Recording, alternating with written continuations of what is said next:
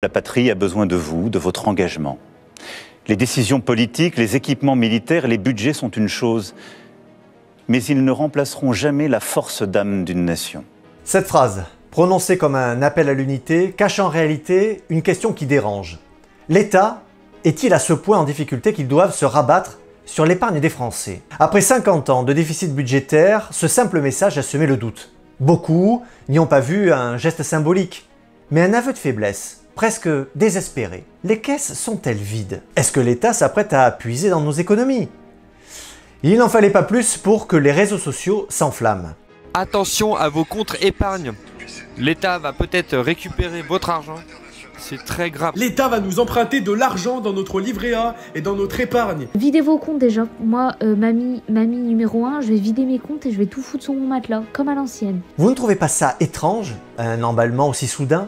Pourquoi un événement aussi banal qu'un appel à soutenir l'effort de guerre revient en pleine face du gouvernement et suscite la peur? C'est justement ce que nous allons voir tout de suite. Bienvenue sur Ça coule de source. Ouf, je pense que notre ministre de l'économie, Éric Lombard, ne s'attendait pas à ça quand il a fait cette déclaration. Nous allons mobiliser effectivement l'épargne privée. Je peux vous dire que le 20 mars, vous demandez quand, avec mon collègue ministre des Armées, nous allons réunir à Bercy les investisseurs et les entreprises de la base industrielle et technologique de défense afin de mobiliser l'épargne privée et afin que cette épargne finance notre effort de défense qui va s'accroître. Le nerf de la guerre, c'est l'argent. Et on en a besoin pour faire front face à la guerre en Ukraine. En effet, le récent lâchage de l'Europe par les États-Unis et la complexification des relations avec la Russie nous obligent à nous réarmer. C'est pour ça que Matignon veut augmenter les cadences et les capacités de production de notre arsenal militaire. L'objectif est de doubler le budget annuel d'ici à 2030, en passant de 50 à 100 milliards. Mais contre toute attente, la déclaration du ministre de l'économie, qui appelait à une mobilisation financière, a fait l'effet d'une bombe. L'argent que vous avez à long terme, les obligations, l'État peut vous les piquer. Il peut décider un jour qu'il ne remboursera pas les obligations. L'épargne que vous avez actuellement sur vos livrets, peut-être qu'il pourrait pondre un impôt sur tous les livrets français, mais il est possible qu'il crée un impôt qu'ils vont appeler un impôt temporaire, mais qui va perdurer dans le temps. Mais est-ce la réalité? Le gouvernement peut-il vraiment piocher comme ça dans notre épargne en toute impunité? Je peux déjà vous rassurer. La réponse est non, car notre épargne est protégée par l'article 17 de la Déclaration des droits de l'homme qui stipule que la propriété étant un droit inviolable et sacré, nul ne peut en être privé, si ce n'est lorsque la nécessité publique, légalement constatée, l'exige évidemment et sous la condition d'une juste et préalable indemnité. On peut voir une double lecture dans ce texte. Tout d'abord, notre épargne est inviolable. Mais la deuxième partie laisse entrevoir qu'en cas de force majeure, les choses pourraient changer. On en reparle un petit peu plus tard. Mais je le répète, dans le cas présent, le gouvernement n'a ni le droit ni la volonté de faire une chose pareille. Oui, mais désolé de le dire, le doute semble s'être installé dans l'esprit des gens, à tel point qu'on en parlait partout dans les médias. La guerre. Hier, le gouvernement a annoncé qu'il allait mobiliser l'épargne des Français pour financer une économie de guerre. Sur les réseaux sociaux, les internautes craignent une mobilisation plus large, y compris de leurs données personnelles. Et oui, les Français sont de grands épargnants. En 2024, 18% de leur revenu brut est parti dans l'épargne, notamment dans des livrets dans les banques. Eh bien, cette manne, Emmanuel Macron et son gouvernement seraient à la recherche de cet argent. Ils voudraient le réquisitionner. C'est pour cette raison que M. Lombard a rétropédalé et éclairci une bonne fois pour toutes la situation. Concrètement, ça fait plusieurs semaines qu'on se demande si l'épargne des Français va être mise à contribution pour financer cet effort. Quelle est la réponse? Sur une base volontaire. Ok, les internautes se sont trompés sur les réelles intentions du gouvernement. Mais cette peur traduit peut-être une autre chose intéressante. En faisant appel à l'épargne des Français, le gouvernement laisse entendre en filigrane « Désolé, nos caisses sont vides, on a besoin de vous ». Ça sonne un peu comme un aveu d'échec, vous ne trouvez pas? Cela n'a rien d'étonnant quand on sait que la situation des finances publiques est au plus mal. 3300 milliards de dettes et 59 milliards d'intérêts. Ça fait 50 ans que l'on entend que l'État est en faillite, que le déficit public se creuse. Est-ce qu'on n'est pas arrivé finalement à saturation? au fameux point de non-retour. C'est justement ce que confirme le dernier rapport de la Cour des comptes qui parle de dérives inédites en 2024 et qualifie 2025 comme l'année déterminante pour le redressement des finances publiques. Difficile de faire plus dramatique, et on comprend pourquoi. Les projections de notre endettement sont alarmantes. La courbe qui nous intéresse ici, c'est celle qui est en bleu, et comme on peut le constater, c'est la seule à augmenter sur les années à venir. C'est-à-dire que pendant que nos voisins espagnols, allemands et italiens voient leur dette baisser, nous, on progresse. Nous sommes donc au pied du mur. C'est pourquoi il faut agir, et agir vite. Mais pour ça, on n'a que 3 leviers possibles pour infléchir la dette publique. Tout d'abord, la fiscalité. Bon, là, on va difficilement faire plus, puisque nous sommes les champions incontestables avec les prélèvements records dans tout l'OCDE.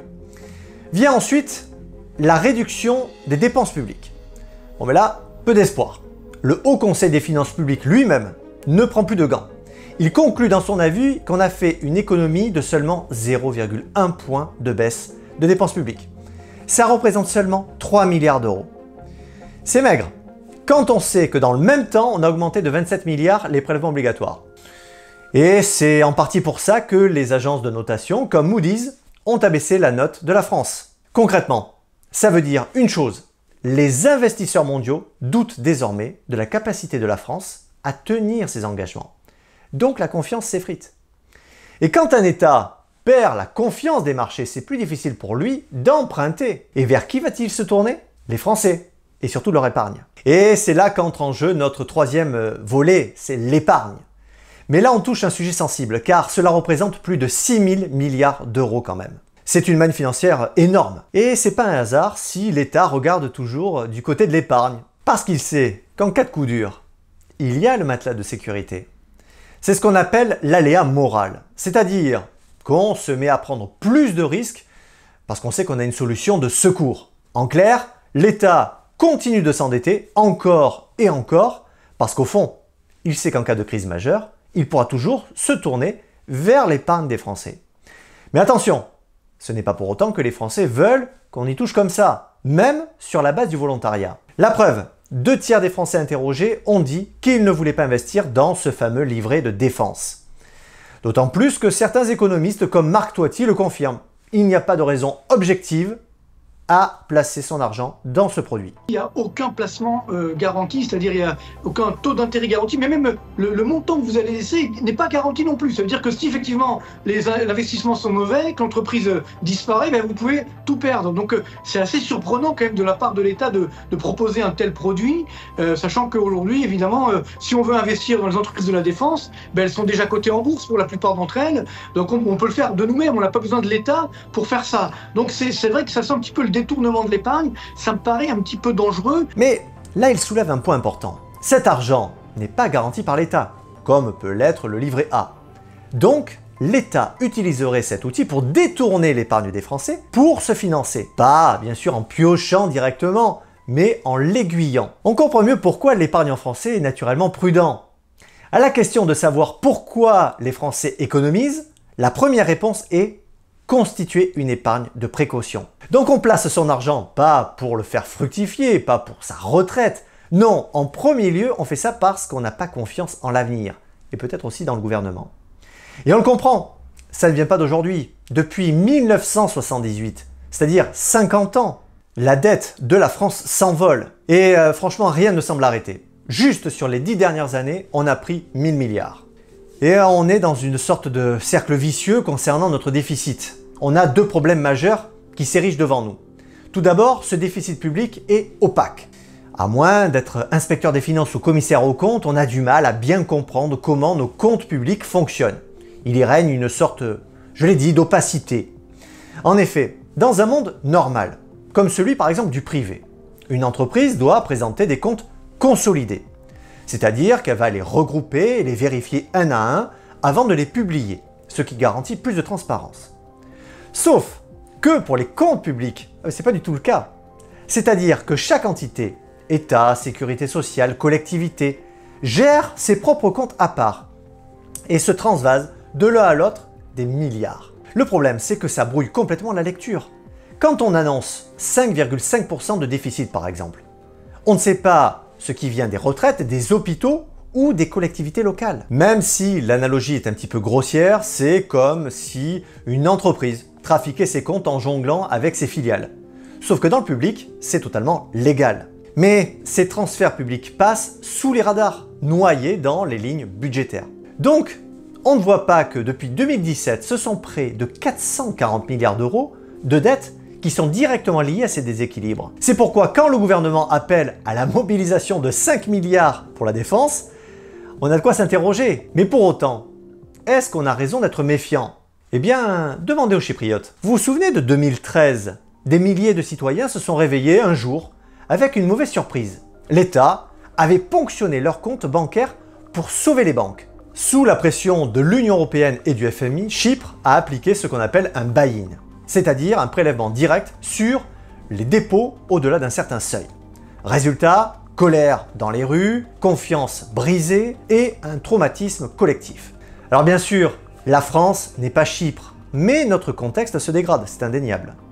C'est pourquoi cet épisode de panique, entre guillemets, avec cet appel à la mobilisation, dénote une certaine nervosité, une fragilité ambiante.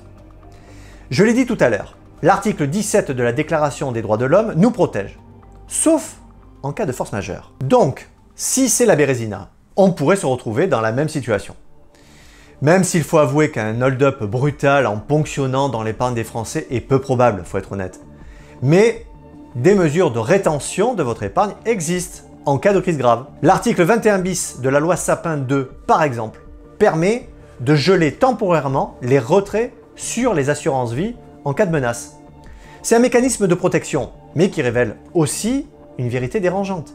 En cas de crise majeure, votre argent n'est pas à 100% liquide, même s'il est censé l'être. Autre outil, cette fois à l'échelle européenne, c'est la directive BRRD. En cas de crise bancaire majeure, cette dernière autorise à ponctionner les dépôts au-dessus de 100 000 € pour sauver une banque en difficulté. Mais peut-être ce qu'on ne vous dit pas, c'est que la France reste souveraine pour tous les contrats passés sur son territoire. En d'autres termes, en cas de choc majeur, elle pourrait faire voter une loi pour baisser ce seuil de 100 000 € et ainsi changer les règles du jeu. Ce serait juridiquement sensible, c'est vrai, mais techniquement possible. Donc même les 100 000 € ne sont pas intouchables. Alors oui, je l'ai dit, on n'est pas Chypre. Mais quand on additionne tous ces leviers, gel, ponction, seuil modifiable, une question devient inévitable. Et si demain, l'État n'appelait plus à la solidarité, mais s'en emparait directement? Au début, ça commence toujours pareil, avec de grands mots. La patrie a besoin de vous. Un slogan solennel, un appel à l'unité presque patriotique. Mais si on gratte un peu, ça ressemble de plus en plus à un signal d'alarme. Le cri d'un État qui n'a plus d'options, plus de marge, et qui commence à regarder ailleurs, vers votre épargne. Parce qu'en réalité, ce n'est plus seulement une stratégie économique, c'est un glissement de modèle qui est en train de s'opérer sous nos yeux. On peut parler d'un capitalisme à la française, accroît la dette, qui tente de verrouiller ce qu'il ne contrôle plus. Alors non, on n'est pas encore en Union soviétique, mais oui, une forme, on pourrait dire, de soviétisation douce est en marche. Pas par une confiscation brutale, c'est pas ça. Non, on est plutôt sur une captation invisible qui se fait depuis un demi-siècle. Et les Français, les économistes, les marchés financiers, on l'a vu, disent stop à 50 ans de dérive étatique. Et cet appel à la mobilisation fait par le gouvernement sonne auprès de tous comme la goutte d'eau qui a fait déborder le vase. Merci d'avoir suivi Ça coule de source. N'oubliez pas de vous abonner si ce contenu vous a plu. En attendant, prenez soin les uns des autres et restez libres.